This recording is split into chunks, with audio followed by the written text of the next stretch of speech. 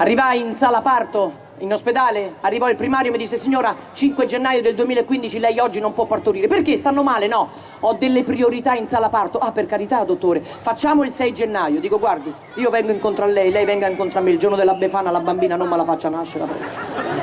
Il 7 gennaio fui la prima a essere portata in sala parto. Mi fecero 2 punture, epidurale, spinale.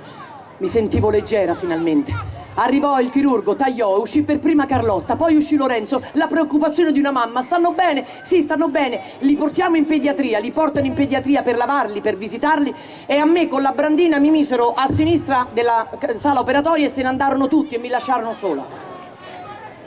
Dopo 10 minuti entrò il primo infermiere che guardò sotto il telo verde in direzione della mia pancia e fece: si chiude, e se ne andò. Arrivò un'altra infermiera che disse guardando: sì, si chiude bene. Entrando il terzo infermiere gli dice: scusi, ma che film danno qua sotto? Dice: no signora, stiamo guardando se l'utero si chiude. Ma perché? Sto ancora aperta. Dice: sì, ecco che era sto venticello che arrivava da qua sotto. Dice: ma io c'ho la sinusite, chiudi un po'.